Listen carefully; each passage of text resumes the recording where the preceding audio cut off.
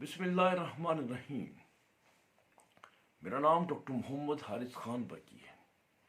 अल्लाह के फजल से लाखों लोगों का साइकेट्रिक और सेक्सुअल कोच हूँ। आज की ये मेरी वीडियो जो है, ये समझे मेरे चैनल का निचोड़ है। यानी कि जैसे दूध के ऊपर मलाई आती है और जो लोग पूरा दूध नहीं पीते सिर्फ मलाई खा जाते हैं, यानी कि समझे ये क्रीम मलाई है मेरे चैनल की। यानी कि मैं आज आपके साथ जो शेयर करूंगा golden principles of sexual health, ultimately जो मेरे व्यूअर्स हैं उनको उसकी ज़रूरत है कि उस पर अमल करेंगे तो उनकी जनरल हेल्थ, उनकी सेक्सुअल हेल्थ, उनकी मेंटल हेल्थ सारी की सारी इंशाल्लाह ताला अच्छी रहेगी। अल्लाह ताला का करम रहेगा। अगर तो वो ये यानी कि जो उन लोगों की के लिए जो कि बहुत तफसीलात में नहीं जाते और पका पकाया हलवा खाना पसंद करते हैं, तो ये मेरी जो वीडियो है ये ख़ास तौर पे उन लोगों के लिए है। तो मैं डिस्कस करूंगा कि क्या वो चीज़ें हैं, क्या वो प्रिंसिपल्स हैं, अगर वो अपनी ज़िंदगी में रखें तो वो अपने सेक्सुअली तौर पर अपने आप को फिट रख सकते हैं। और जो बंदा सेक्सुअली फिट रहता है, मेरा ये मानना है वो मेंटली, फिजिकली और स्पिरिचुअली फिट है तो सेक्सुअली फिट है। तो ये जो सेक्सुअल हेल्थ है ये तमाम हेल्थ का एक मरकजी पॉइंट है। ठीक है, तो जनाब पहला असूल जो कि गोल्डन प्रिंसिपल, मेरा ख्याल है golden of the golden principle जो कि आपकी सेक्सुअल हेल्थ को मेंटेन रखता है, वो है कि एक्सरसाइज, कि आप एक्सरसाइज करें, वर्जिश करें, जिस्मानी वर्जिश, क्योंकि ज़हनी टेंशन का इलाज वर्जिश है।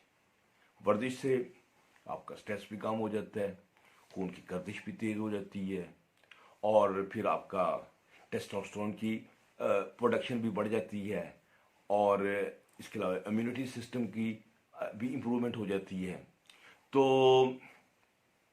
इसके अलावा बॉडी के अंदर इन्फ्लेमेशन जो होती है, सोजिश, जो फसाद, वो ठीक हो जाता है। ब्लड प्रेशर भी कम हो जाता है, उसकी वजह से आपकी आर्टरीज वगैरह जो उनकी हेल्थ बेहतर हो जाती है। तो ज़्यादा खून आपका पहुंचता है नफ्स की तरफ और खून भी बहुत तकड़ा, अच्छा, और जितनी सर्कुलेशन वहाँ पे ज़्यादा होगी उतना आपकी नफ्स तक ब्लड जाने का ज़्यादा इम्कान होगा और जितना ब्लड उसमें फ्लो करेगा उतना इंतशार सख्त होगा और उसकी रिपेयर जो है आपके नफ्स की वो भी होती रहेगी उसके साथ। क्योंकि खून जो है ये जब जाता है तो जहाँ पे डैमेजेस होते हैं उसको रिपेयर करता है। तो अगर जैसे नफ्स ना खड़ा हो तो फिर आहिस्ता आहिस्ता वो डैमेज होना शुरू होता है। खड़ा नफ्स ही है ना, वही उसकी जो अकड़ाई है वो उसकी हेल्थ का जामन है, क्योंकि उसका मतलब है कि खून की गर्दिश उसमें रही है। तो एक्सरसाइज जो है 3 किस्म की मैं बताता होता हूँ कि एक तो कार्डियो है जिसमें आप भाग दौड़ करते हैं, स्विमिंग करते हैं, साइकिलिंग करते हैं, दिल की धड़कन तेज हो जाती है, पसीना आता है और सांस चढ़ता है और पेट भी पंप की तरह मूव करता है और ब्लड की सर्कुलेशन बढ़ जाती है। इससे आपका स्ट्रेस का लेवल बहुत अच्छा काम हो जाता है और टेस्टोस्टेरोन की प्रोडक्शन भी होती है, बेहतर होती है और ह्यूमन ये जो होता है ग्रोथ हार्मोन वो उसकी प्रोडक्शन भी होती है ज़्यादा। फिर रेजिस्टेंस एक्सरसाइज हैं जो कि आपको पता है, वेट ट्रेनिंग हो गई, स्प्रिंग्स हो गई, दूसरी चीज़ें हो गई, तो वो आप करेंगे तो वो मसल्स का ज़्यादा जोर लगाती हैं और उसमें ख़ास खूबी है कि टेस्टोस्टेरोन प्रोडक्शन उसमें बहुत ज़्यादा अच्छी होती है, ज़्यादा होती है कंपैरेटिवली, और जो है फैट का लॉस भी होता है। ठीक है, तो सेक्स के लिए जितना आपका मसल मास बढ़ेगा ज़्यादा उतना ही आपका BMR भी जो है सॉरी, वो कम हो ज्यादा जाएगा हो और जाएगा। नतीजा ये निकलेगा कि वो आप जो है बेहतर हो जाएंगे। अच्छा, तो फिर आखिरी जो है वो हाई इंटेंसिटी इंटरवल ट्रेनिंग है। ये तो कमाल की एक्सरसाइज है जो कि बहुत तेज़ी से बॉडी के अंदर से इन्फ्लेमेशन ख़त्म करती है, आपका स्टीरॉयड लेवल, जो कॉर्टिकोस्टीरॉयड लेवल है वो भी बड़ी तेज़ी से डाउन करती है। और इसके अलावा टेस्टोस्टेरोन की प्रोडक्शन भी बहुत अच्छी और तेज़ करती है। वो मैं बताता हूँ।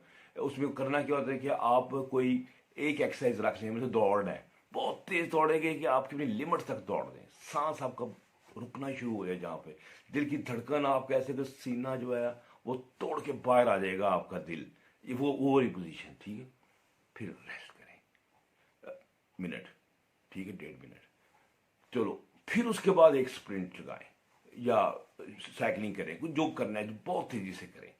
फिर 2 या 3 दफा ऐसे कर लें, मतलब फिर तो उसके बाद आपकी बॉडी का अंग अंग जो है वो रिपेयर के और प्रोसेस में आ जाता है, और खून की गर्दिश जो है इंतहाई देर हो चुकी होती है। उससे एक्सरसाइज से आपका जो ग्लूकोज लेवल है ये भी बर्न हो जाता है, वेट लॉस भी हो जाता है, ओबेसिटी से आप लड़ सकते हैं। तो एक्सरसाइज तो मेरे हिसाब से golden principle of the sexual health है, तो जिसको मेंटेन करना बहुत ज़रूरी है। ख़ास तौर पे जो लोग बैठ के काम करने वाले हैं, वो तो अपने लिए 20 मिनट जो हैं वो निकाल लिया करें, हफ्ते में 5 दिन कर लिया करें। अगर बाहर जाना मुश्किल है, ग्राउंड में जाना मुश्किल है, जिम में जाने के लिए टाइम नहीं मिलता, तो कमरे में कर लें। सुबह उठें, वहाँ धोने के बाद कमरे के अंदर ही पीटी कर लें, डंड निकाल लेंगे, बैठ के निकाल लें, पसीना निकालना है, और क्या थोड़ी सी और सांस। 20 मिनट में क्या जाता है?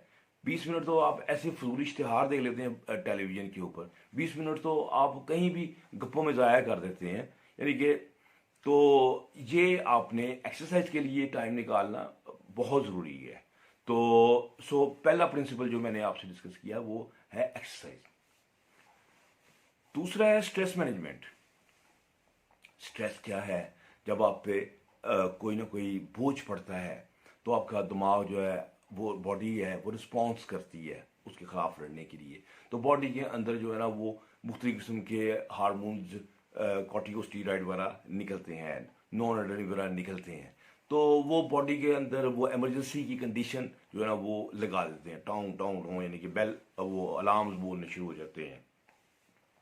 और जब ये बॉडी जो है हम ज़्यादा स्ट्रेस में रहते हैं तो वो पागल ही हो जाती है कि वो हर वक्त ही अलार्म ऑन रखती है। तो बंदा जो है किसी टाइम पर रिलैक्स नहीं होता, क्योंकि जब तक रिलैक्स नहीं होगा तो बॉडी की रिपेयर कहाँ से होगी? वो तो हर वक्त एक इमरजेंसी की हालत में रहेगा, एक स्ट्रेस की हालत में रहेगा। तो ये जो क्रोनिक स्ट्रेस है ये तो आपकी जिनसी सेहत को तबाह बर्बाद कर देता है। कुछ लोग जो है वो इतना काम करते हैं, 12-12 घंटे काम करते हैं, 18-18 घंटे काम करते हैं, 20-20 घंटे भी काम करते हैं, या फिर उनका माइंड जो है वो इतना उलझा हुआ रहता है, वो सोचते सोचते सोचते रहते हैं, वो भी स्ट्रेस में ही होते हैं, काम भी नहीं करना, कहते यानी कि हिलना जुलना है नहीं, और टकेदा काम नहीं, और वेल एक सेकंड का नहीं, यानी कि वो वाली बात। लेकिन दिमाग है उनका चल रहा है, परेशान है, इमरजेंसी दिमाग में लगी है, फिर वो भी स्ट्रेस है। तो स्ट्रेस की जो मैनेजमेंट है ये सीखनी बड़ी ज़रूरी है। स्ट्रेस मैनेजमेंट के लिए अगर टाइम का मसला है तो टाइम मैनेजमेंट करें, टाइम अपने डिवाइड करें, फजूल चीज़ों से टाइम अपना निकालें, यानी कि वो ना यूज़ करें। जैसे आप टीवी देख रहे हैं या ऐसे बहसें कर रहे हैं फजूल किस्म की, तो वीडियोस ऐसी फजूल देख रहे हैं, व्हाट्सएप पे टाइम ज़ाया कर रहे हैं, ना करें। टाइम अपना जो है उसको यूटिलाइज करें प्रॉपरली। फिर आप ब्रीदिंग एक्सरसाइज करें, यानी कि नाक से।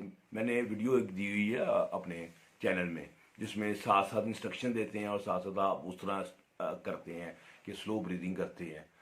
सांस को पहले सीने में भरा, फिर पेट में भरा, फिर रोका, फिर आहिस्ता आहिस्ता आहिस्ता बाहर निकाला और मुकम्मल निकाल दिया, यानी कि ये ब्रीदिंग है। इस तरह मसल्स को रिलैक्स करने की इंस्ट्रक्शंस हैं, पूरी पूरी बॉडी को A to Z उसमें रिलैक्स कर देते हैं। फिर इस तरह अच्छी इमेजिनेशन करके आप अपनी बॉडी को रिलैक्स करते हैं, जो दिन में 4-5 दफ़ा आप ये एक्सरसाइजेस कर लें। तो इस तरह बॉडी को स्ट्रेच करने की एक्सरसाइजेस भी होती हैं, वो भी आप स्ट्रेस की मैनेजमेंट में वो बहुत, जैसे अंगड़ाई है। अंगड़ाई क्या है? ये बेसिकली पूरी बॉडी को आप टाइट करते हैं, फिर उसके बाद रिलैक्स करते हैं। सो ये जो स्ट्रेस मैनेजमेंट है ये आपको सीखें। कुछ चीज़ें तो मैं बता रहा हूँ, लेकिन बहुत लंबी गेम है आपका लेकिन अगर आप स्ट्रेस की हालत में होंगे तो सेक्स नहीं कर पाते। क्यों? सेक्स जो है ये एक वेले टाइम का काम है, जब बंदा पुरसकून है, रिलैक्स है, और फिर उसके बाद जो है ना वो हमारा एक सिंपैथेटिक पैरासिम्पैथेटिक नर्वस सिस्टम फिर वो एक्टिव होता है जब हमारी इमरजेंसी जो है वो ख़त्म हो जाती है। फिर उसके बाद सेक्स जो है ना वो अपना सर उठाता है। तो वो अगर स्ट्रेस की हालत रहेगी तो खून तो सारे का सारा आपका टांगों से में पहुंच जाएगा, हाथ तो क्या करेगा, नफ्स तक तो कुछ नहीं पहुंचेगा फिर वो। फिर उसके अलावा स्पेशल किस्म की फूड्स हैं। फूड्स में है कि वो उनमें तीनों खूबियाँ हों कि एंटी इन्फ्लेमेटरी भी हो, वेजोडाइलेटरी यानी कि वेसल्स को खोलने वाली भी हो, और टेस्टोस्टेरोन बूस्टिंग भी हो, और कोलेस्ट्रॉल लोअरिंग और लिपिड लोअरिंग हो। तो एक बहुत अच्छी यानी कि जो फूड है उसमें साथ एल आर्जिनिन यानी कि जो प्रोटीन्स रिच हैं, जैसे अंडा है, गोश्त है, मछली है, मुर्गी है, या बादाम है, अखरोट है, ये रिच हैं। फिर उसके अलावा ओमेगा रिच ओमेगा 3 है, ये भी अखरोट बादाम में पाया जाता है, अलसी में पाया जाता है, और इसकी फिश की जो होती है चर्बी, इसमें वायरस के कैप्सूल्स भी मिलते हैं। फिर इस तरह टेस्टोस्टेरोन बूस्टिंग होती हैं चीज़ें जो कि टेस्टोस्टेरोन को बूस्ट करती हैं, जैसे अनार है, जैसे आपके अदरक, प्याज, लहसुन और ये चीज़ें हैं, सेलरी होती है, और प्रोटीन भी चाहिए, और इसके लिए कोलेस्ट्रॉल भी चाहिए। यानी कोलेस्ट्रॉल को आप बहुत लो ले जाएं तो हाई नहीं होता, फिर आपका टेस्टोस्टेरोन भी लो हो जाता है। ये भी ध्यान में रखें, लोग कोलेस्ट्रॉल को वो ज़मीन पे ले जाते हैं, यानी कि 120 पे ले जाते हैं, कहते हैं वाह वाह जी अब हम बड़े ठीक हुए हैं। ये नहीं पता कि उसके आपकी प्रोटेक्शन ही नहीं हो रही इन चीज़ों की, टेस्टोस्टेरोन की। तो वो उसमें खूब। फिर वेजोडाइलेट एंटीऑक्सीडेंट से रिच हो, जैसे आपकी ग्रीन टी है, या अनार है, या कोको है, या इस किस्म की बहुत सारी, अदरक, प्याज, लहसुन है, ये सारी एंटी इन्फ्लेमेटरी और एंटीऑक्सीडेंट दोनों हैं। तो ऐसी फूड रखेंगे जो कि प्रोटीन में भी रिच हो और इन चीज़ों में भी रिच हो, तो वो आपको तमाम सेक्स की वो इंग्रेडिएंट प्रोवाइड करेगा जो आपको सेक्स के लिए रिक्वायर्ड है। ठीक है। फिर ये है कि आप मेटाबॉलिक सिंड्रोम से बचें। वो क्या है मेटाबॉलिक सिंड्रोम? 3 चीज़ों का मजमूआ है, यानी कि जिसमें मोटापा भी है, जिसमें ब्लड प्रेशर भी है, और बंदे का ग्लूकोज लेवल भी हाई हो। अगर ये तीनों चीज़ें हैं तो इसका मतलब है कि आपको मेटाबॉलिक सिंड्रोम है। अगर ये चीज़ें हैं तो इसका मतलब आपकी आर्टरीज भी ख़राब, आपकी वेसल्स यानी कि, और नफ्स क्या है, ये भी वेसल्स का, सबसे पहले तो ये ख़राब, फिर आपको शुगर का इम्कान स्टार्ट हो जाता है, जिसके आपके नर्व्स भी तबाह, वेसल्स भी तबाह, और वेसल्स में खुलने की जो कैपेसिटी है वो भी ख़त्म हो जाती है। तो ये जो मेटाबॉलिक सिंड्रोम से बचना कैसे है, उसके लिए आप यही एक्सरसाइज करते हैं, स्ट्रेस से बचते हैं, अपने ग्लूकोज लेवल को कंट्रोल करते हैं, सारी चीज़ें करते हैं, तो आप अपनी सेक्सुअल हेल्थ को इम्प्रूव करते हैं। तो मेटाबॉलिक सिंड्रोम जो है, ये समझे कि जब ये स्टार्ट हो गया तो अलार्म बच गए कि अब आप जो है ना अपनी ज़िंदगी को सीधा कर लें, वरना नुकसान खाने वाले हैं। यानी कि इसका मतलब है कि अलार्मिंग बेल्स जो हैं वो बजनी शुरू हो गई हैं। तो फिर इसके बाद डायबिटीज़ का कंट्रोल है, ग्लूकोज का कंट्रोल है। जब यानी कि डायबिटीज स्टार्ट होती है तो उससे पहले मोटापा और होता है, फिर उसके बाद इंसान को शुगर हो जाती है। शुगर के साथ हमने देखा है कि बंदों को बहुत लोगों को फैटी लीवर भी हुआ होता है, फिर उनकी वेसल्स भी ख़राब हुई होती हैं, उसमें खुलने की कैपेसिटी ख़त्म हो जाती है, और नर्व्स भी हैं वो भी डैमेज हो जाती है, हाथ पाँव सोने शुरू हो जाते हैं, टेस्टोस्टेरोन लेवल भी लो हो जाता है। तो वो लोग जो है अपनी शुगर को बहुत अच्छे तरीके से कंट्रोल करें, यानी कि इंसुलिन रेजिस्टेंस को कम करें, और सारी चीज़ें एक्सरसाइज वगैरह करें, मेडिसिन लें, सारी जो भी वो भी लेनी है, तो वो बड़ा ज़रूरी है। फिर इसके बाद ग्लूकोज को अलावा फिर आ जाती है आपकी स्मोकिंग, यानी कि सबसे बड़ा दुश्मन जो है फिर वेसल्स का ये और आपकी नफ्स का ये आपका सिगरेट है। सिगरेट जो है आपकी वेसल्स को जाके छोटे छोटे वो ज़र्रात होते हैं जो कि इसके आपके स्मोकिंग की वजह से पहुंच जाते हैं आपके वेसल्स में, और वेसल्स में जाके टकराते हैं और वहाँ छोटे छोटे जख्म कर रहे होते हैं, वहाँ पर वो स्पीड ब्रेकर बन जाते हैं। तो और इसके अलावा भी ये जो स्मोकिंग है, मैं तो ये कहते हैं ये ऐसे ही है जैसे कि इससे नफ्स ऐसे ही डाउन जाता है जैसे वो राख होती है ना, वो ऐसे करके डाउन हुई होती है। तो वो ऐसे ही मैं तो लोगों को कहता हूँ बस ये तुम्हारी राख पीने से वजह ऐसे डाउन हो गया, किसी ने ये गिर जाना है। तो ऐसे मजाक करता हूँ, लेकिन आई एम सीरियस कि और फिर ब्लड प्रेशर भी हो और किसी को शुगर भी हो और फिर सिगरेट पी रही हो, तो फिर मैं तो उसके सामने सच्ची बात है हाथ जोड़ देता हूँ मैं, यार कि तुम बहुत अजीम हो, यानी कि तुम्हारा इलाज जो है वो तुम्हारे लिए खास दुआ भी साथ चाहिए, क्योंकि इतना नुकसान वो सारी चीज़ें क्योंकि जितने फैक्टर मिलते जाएंगे, जैसे ओबेसिटी है या ब्लड प्रेशर है या एक्सरसाइज का ना होना है, अगर ये सारे और साथ स्मोकिंग भी स्टार्ट हो गई है और फिर अल्कोहल है, अल्कोहल तो यानी कि खास तौर पे बियर जो है एस्ट्रोजन से भरी होती है, फिर लिवर को डैमेज कर रही है, लिवर को डैमेज कर रही है, तो आपका टेस्टोस्टेरोन जो है वो उसको फड़का देता है, वो लिवर जो ख़राब हुआ होता है अपना अल्कोहल की वजह से। वो देखने में वो बड़े लग रहे होते हैं, लाल हुए होते हैं, होता कुछ भी नहीं है, फैट उनकी रीड पॉजिटिव, ब्रेस्ट उनके बाहर आए होते हैं, पकड़ के देखें लड़कियों की तरह के ब्रेस्ट आए होते हैं, लेकिन गप्पे मारना, बुलबुलियाँ मारना, ये मैंने कर दिया, मैंने वो कर दिया, होते बिल्कुल फारग है, नींद भी उनकी ख़राब होती है, डिप्रेशन का भी शिकार हो जाते हैं, और हर वक्त एक अल्कोहल, लेकिन अल्कोहलिक जो ना वो लोगों को बड़ा परेशान करता है, क्योंकि वो ऐसी ऐसी गप्पे मारते हैं ना लोगों को अपने सेक्स के मतलब कि लोग बेचारे परेशान भी हो जाते हैं। तो यानी कि मैंने अपनी एक वीडियो में बताया भी हुआ है कि मेरा एक पेशेंट था, जिस तरह कहता है मेरा बाप जैसा है कोई नहीं है, बड़ा अल्कोहलिक भी है, तो उसकी माँ ने बताया, यानी कि उस बंदे की बीवी ने बताया कि 10 साल हो गए उसे सेक्स नहीं किया। तो वो उनकी आप जो बुलियाँ होती हैं ना उस पर ना जाएं, कि वो बड़कें जो होती हैं उस पर ना जाएं, ठीक है। तो इस तरह ये आपकी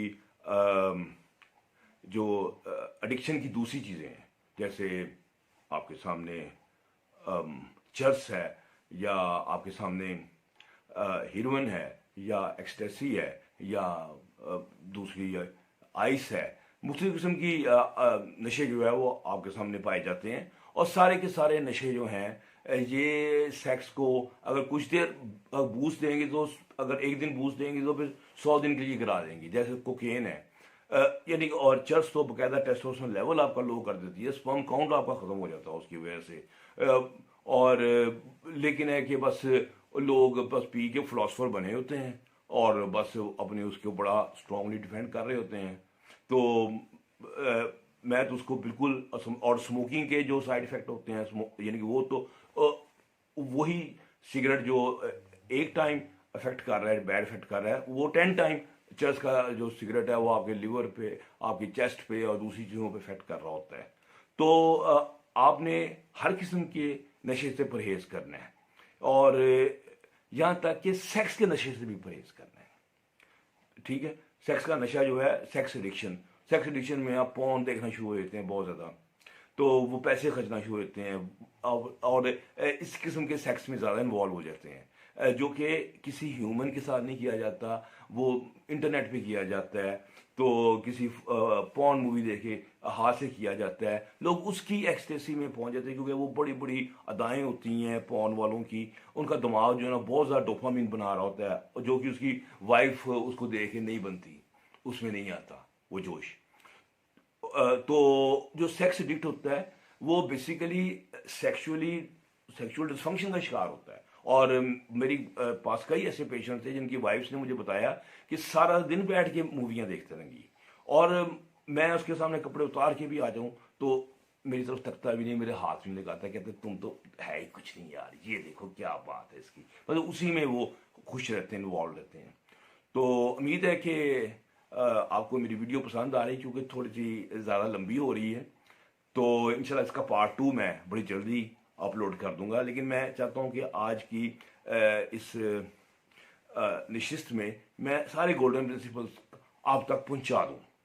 तो अपना बहुत ज़्यादा ध्यान रखें, और मेरे इस चैनल को सब्सक्राइब करना नहीं भूलना, और बेल का आइकॉन है उसे ज़रूर प्रेस करना है। अपना बहुत ज़्यादा ध्यान रखें। डॉक्टर बरकी को इजाज़त दीजिए। अल्लाह हाफिज़।